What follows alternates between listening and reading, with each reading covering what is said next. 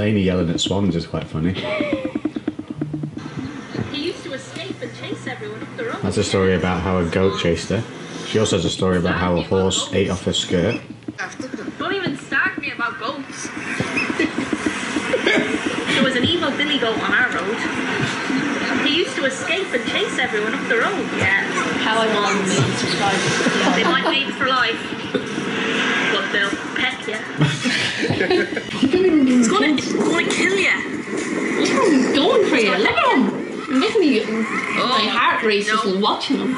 Oh, Lex, he's gonna flap you. He's getting his mates. He's getting his mates. Superman dressing gown, fluffy hair. How can I pull it off? Look at that quiff! Good morning, YouTube. We are back with the Gus behind the camera, which means I've got 2 hands free to do other stuff.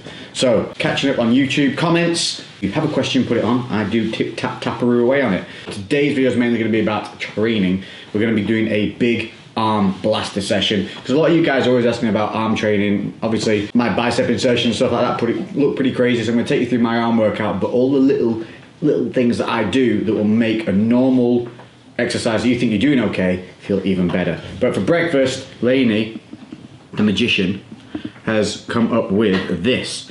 It is a, right, it looks like it's a wrap. Inside it is bacon, egg and cheese. That's right, remember I'm on a shred diet. Lean bacon medallions, protein cheese, and this is a lavash bread, which is these things. But they're a fibre-based food, and so the only actual, because it's got dietary fibre in it, which is indigestible fibres, the only impact carbs that you get from each piece, whole piece, is 8 grams. 8 grams of carb. That's a lavash wrap, rather than like 20 to 30 grams on a normal wrap, and they're massive. Then inside, oh, we had the cheese. Cheese is gone. Watch the full day of eating video to see all the cheeses and everything else that we've used already. But it's basically a high protein cheese, which is like 3% fat or less. Then the bacon plus egg whites, and there you have a breakfast morning wrap that you can eat on a shred. There you are. Bam. Mic drop. This is a Lainey Bolster pre-workout, so we have in, what coffee have we got in here, babe? An Nespresso shot with some low-fat whipped cream on the top, and it's basically a bit like a macchiato.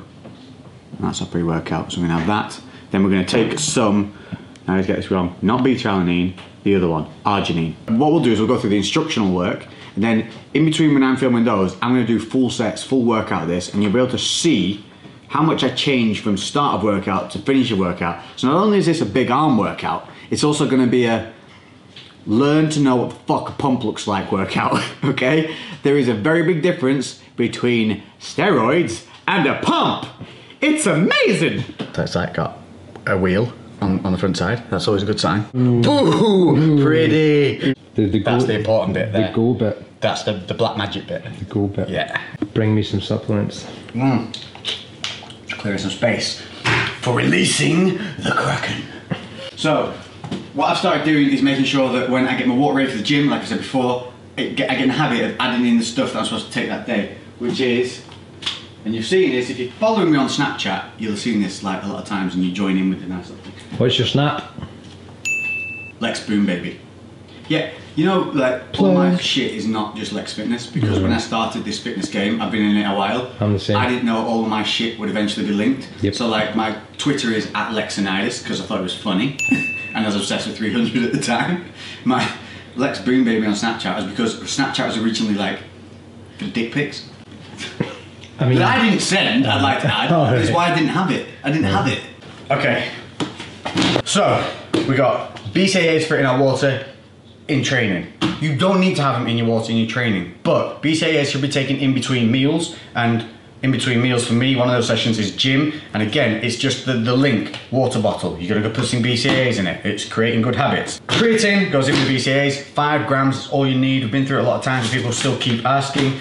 In terms of your skin and stuff, creatine, right, it doesn't do anything crazy, it's not mental, it's not hormone, it's not like super cell tech, bro.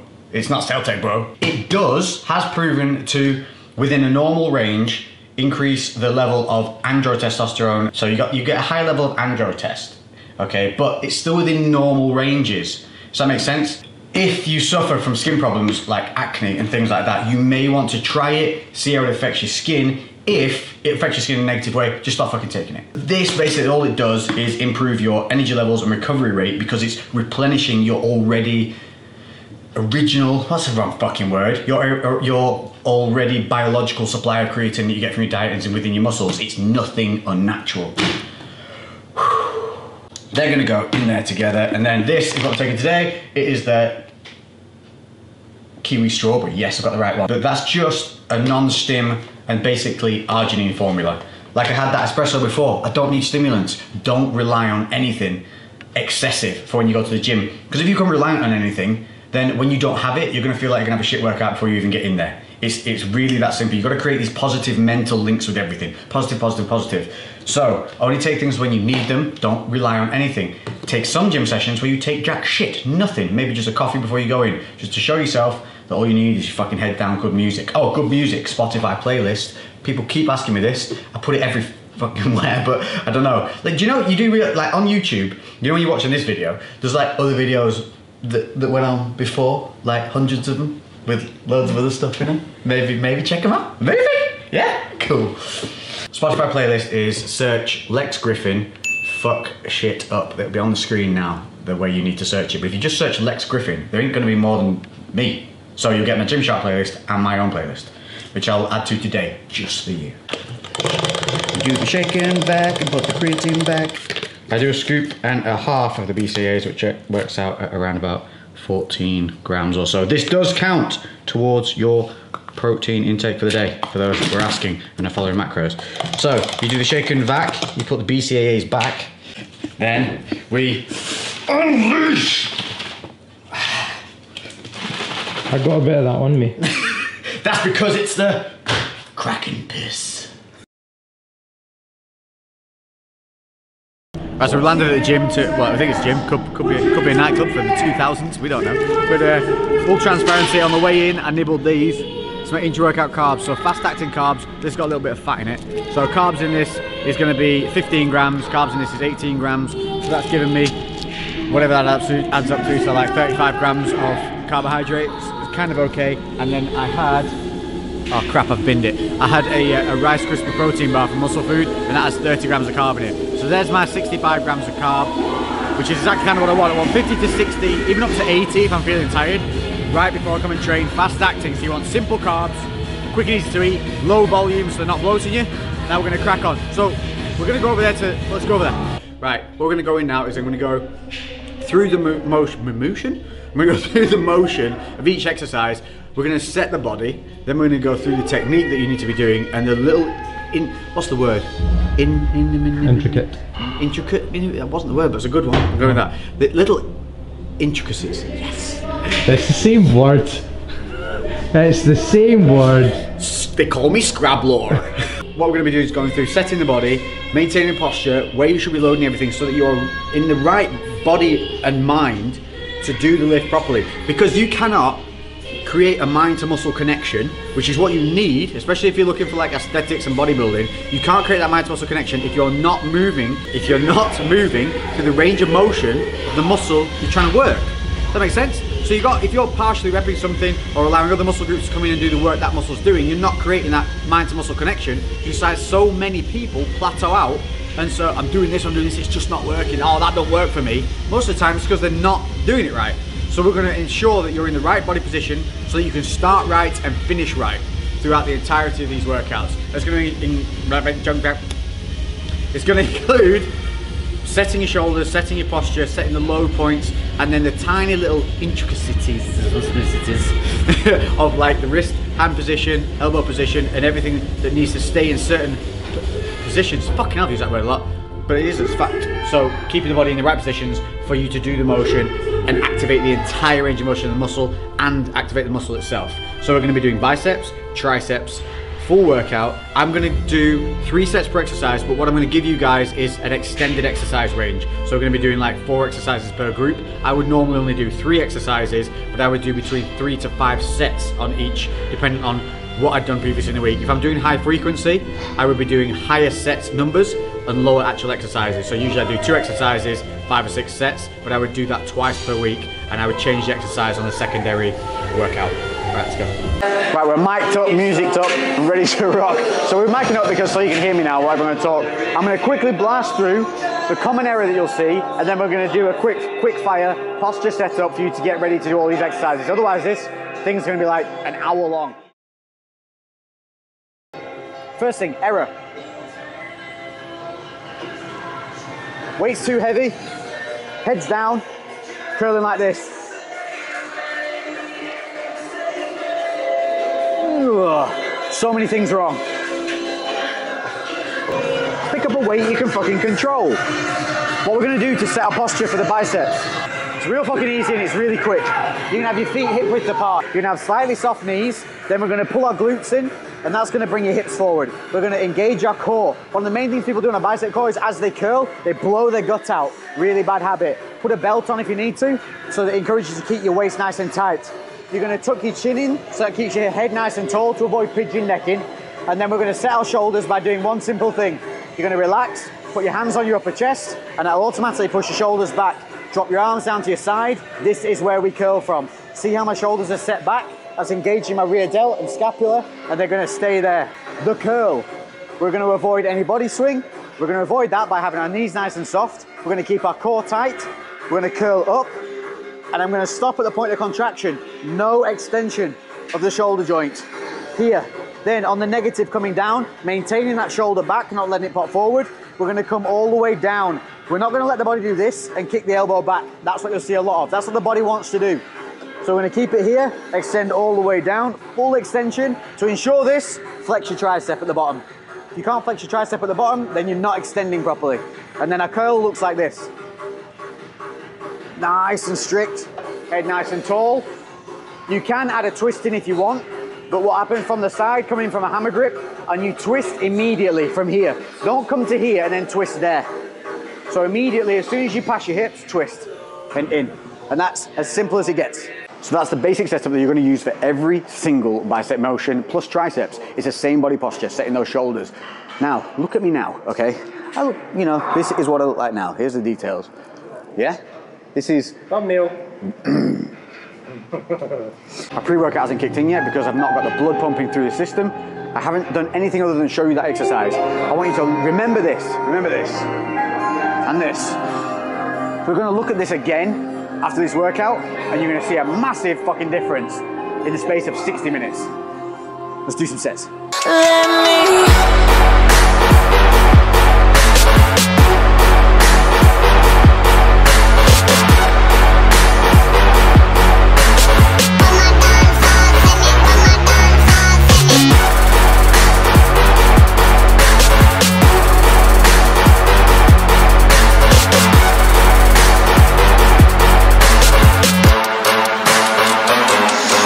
There we go, one exercise out of the way. I showed you a multiple variation on that one. So we did like a standing double arm, standing single arm, seated single arm, seated double arm, and also a heavy set towards the end, just to show you how the form doesn't change, but the speed of the reps might change. But if you cannot lift with the same form with the heavy as you can with the light, the heavy is too heavy. Moving on, second exercise. We're gonna be doing one of my fucking favorites. I love this, especially when it's done properly, and that is rope hammer curls on the cables. Okay, so same rules apply here. We're still setting everything the same. If you need to do it beforehand, set your shoulders and then sink down and pick the rope up with your shoulders held back and then stand up with it. If you have to do that, that's what you have to fucking do. Do whatever you need to get yourself set right. The only difference on this is gonna be still soft knees, but we're gonna lean back ever so slightly. Because what we want is an angle with the arms at the front here, and that's where we're gonna come back down to. We're gonna curl up and back down to that angle. So that's keeping the load on the bicep, but not letting the arms rest. What I don't want to see you doing is coming up with the hands together and then curling out at the top. Hands stay separated. The moment you bring them together, it gets easier. Thumbs underneath, not thumbs over. You're gonna roll your elbows in. By rolling your elbows in, automatically it sets your arms properly. See that?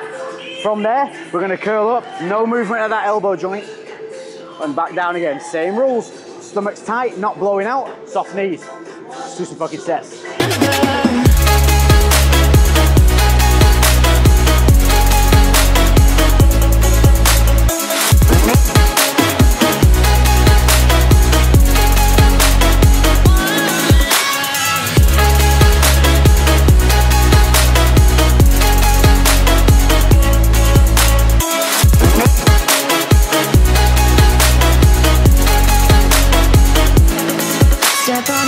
Next up, another cable movement, but we're going to be using a straight bar, and we're going to be doing overhand curls. This is one of my favorites. Really helps incorporate the forearms into your movements as well. If you're looking for a good hip width grip, you're going to roll those elbows in again as best you can. We're going to allow a little bit of a lean forward to give us hip clearance. So now I can get a full extension on the arms on the negative, but to get that stood up, I'd have to do it like this. See the difference? So I'm maintaining that arm angle without putting stress on the elbow joint by holding it out here. And then it's simply this. We're going to bring it up, squeeze, and down. You can put a slight lean back on your entire body, keeping that hip clearance. It is a beautiful, beautiful movement when done properly, but really watch the pigeon necking on this one. Let's do some more motherfucking sets.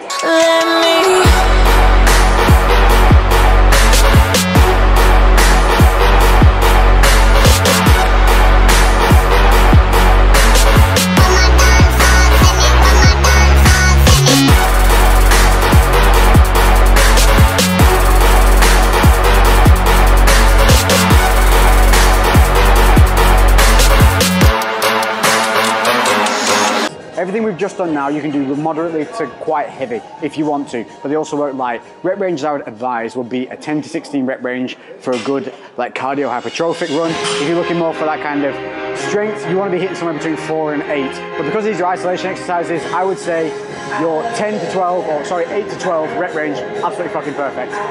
But these ones, I think they're called Zottman or Zoiter curls or I should really look that up. Yeah, Zottman, I was close, Zottman. So these are called Zottman curls. Now this is my variation of them. So everything's set, you've got a good posture, everything's dialed in. What you're gonna do is curl up, get to the full contraction point, then you're gonna rotate around, and then come all the way back down. And if that feels a little bit uncomfortable, you can do it the opposite way. Come up with an overhand, curl it back round, get that full extension. What we're looking for the entirety of this is that elbow joint staying in a fixed position, no backward and forward swinging motion. It's a fucking beautiful exercise, but it can cause a little bit of issue on the joints or wrists if you have some already existing injuries. So be careful, wrap up if you need to, go very light if you need to, and just concentrate on those contraction points at the top. Squeeze, hold the squeeze, rotate around, full extension back down, stretch, flex the tricep. So that's how they are in the instructional form. If you look up a Zottman curl, that's what they look like. Because when I'm doing boxing and things like that, or I sometimes get a little bit of elbow like aggravation, anything that starts to ache on me, I start avoiding it and I let it heal, I don't push through. So my variation for if I have any kind of wrist or elbow twinge or aggravation at all with that movement is I'll come up with a hammer curl, which I love doing free weight, and then I'll either turn that over full extension and then back up. If that's absolutely nothing wrong around that, that's what I'll do.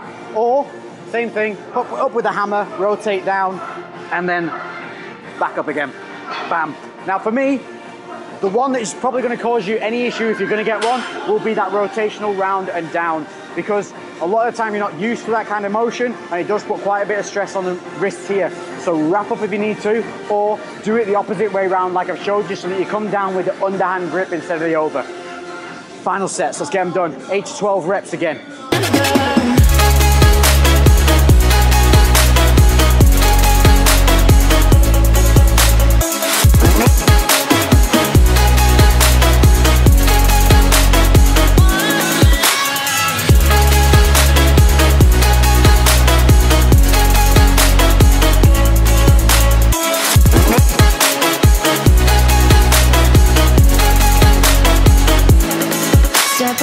Right, so moving on to triceps. I sounded northern then, didn't I? Holy crap. Triceps, we're going to be doing the 2 fundamentals that a lot of people do all the time. We're going to cover those. That's going to be the cable extension, and then we're going to do that with the V-bar, which the same rules will apply to the straight bar, and then we're going to do it with the rope. So we're going to do rope extensions, V-bar extensions, then we're going to do kickbacks. One of the worst conducted moves that I see in the gym is the kickback. And then we're going to finish with one that is probably a little bit more advanced. One that's a little bit more advanced, but if done right, is a very light movement that creates an insane amount of focus and pump. So setting the body in triceps is exactly the same as your biceps. We want soft knees, squeeze the glutes, hips nice and solid, abs contracted and in, head up, chin in, set the shoulders, boom. This is our motion from here, okay? From here, this is where you're going to start from. And this is the main thing I don't want you to do. I don't want you to get into position like this. Getting into position like that is starting at the main contraction point. That'd be like starting your bicep curls up here. And these are simple little things. Start right, finish right. So, what we're going to do is we've got our body posture set. Okay, the shoulders are going to stay back. Reach up to get the bar, keeping your shoulders back. Don't do this. And then release everything. Reach up, get it down. Then you're going to pull it in by contracting your lats. See, I'm still all relaxed here. There's no tension in my arm now. My back is holding this and my scapula. From here, I'm going to clear my hips back a little bit and drive straight down, same as the biceps. So we can finish at an angle and we get a nice full extension and we're never taking the load off the muscle. If I bring it in here, like a lot of people do this, bang. I'm resting, it's onto the shoulders and I'm rounding off. So we're here to here. Got it? Good. Let's do some sets. Pain.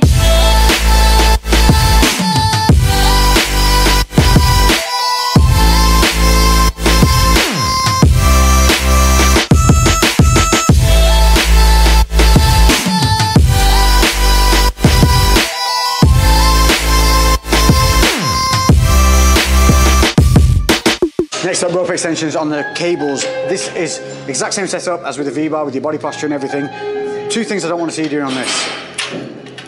One, having the handles together as you come down, and two, over-rotating at the bottom like this. Because all that's going to do is bring your shoulders forward. What I want to see you do is keep them split. As you come down, a slight flare at the bottom, just there to get contraction. See, all I've done is gone from there to there. That's it. It's all you need, not this. So the movement looks just like that. Bang. Finishing with the arm angle. Body posture all stays solid. Abs, hips, knees, exactly as before. Let's get some more sets done.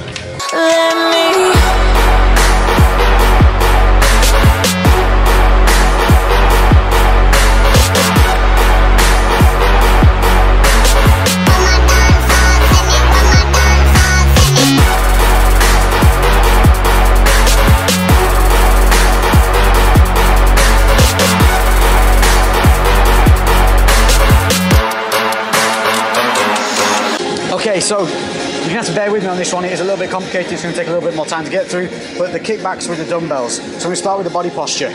Arm that you're working, knee goes on the bench. Solid base on your other leg, so get it as wide as you need to be able to put your hand forward at the front of the bench or fist down so that your body is at a straight, even keel. What you don't want to be is too upright or dip down too much. You've based yourself, you're happy, your abs are tight, everything's in. From here, you're going to pull your arm up to a right angle with the body. Not this, right angle with the body, okay? Shoulder back and engaged, scapula engaged. From there, we're going to not do this. We're not going to kick forward to then kick back. You're going to start here. I like to grip the side of the bench because it's more in line with my actual natural shoulder position. So from there, base out, solid, and then kick back, bang. And what I'm not doing is swinging through. I can do this all day.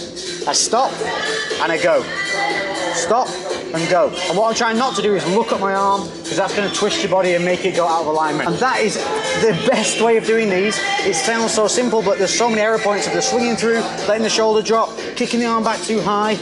But the main one is most people will tuck the elbow too tight and then they do this. Throw the weight through. Everything that you do has to be slow and controlled. Lift it, don't shift it. That is 6 kilos. I can do a workout on that. Let's get some sets done. Pain.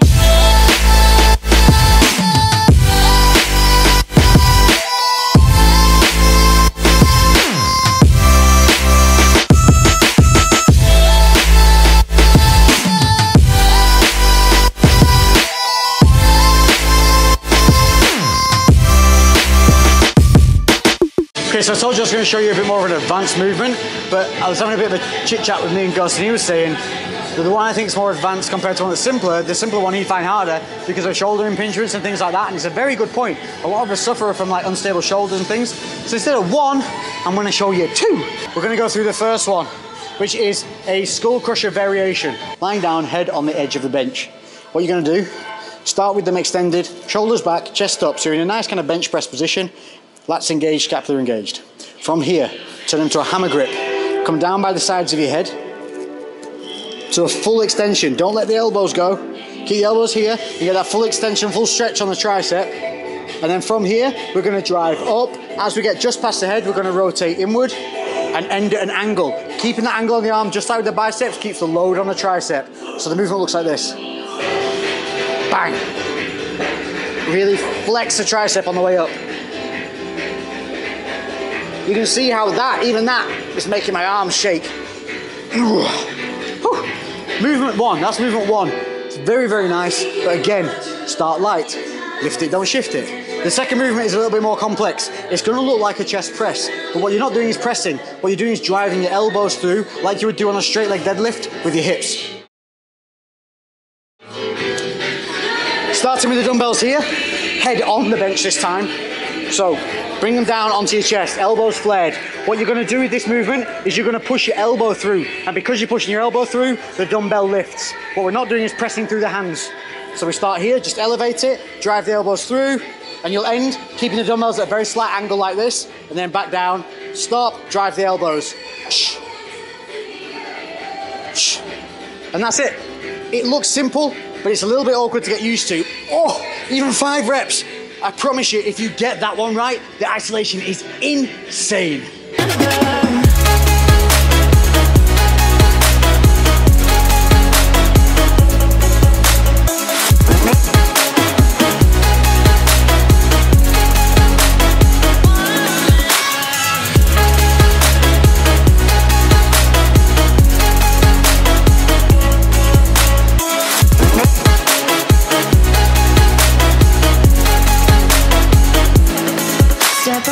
So that's an arm workout finished and complete for this run of the big arm workout. Everything that you need to make your workout perfect.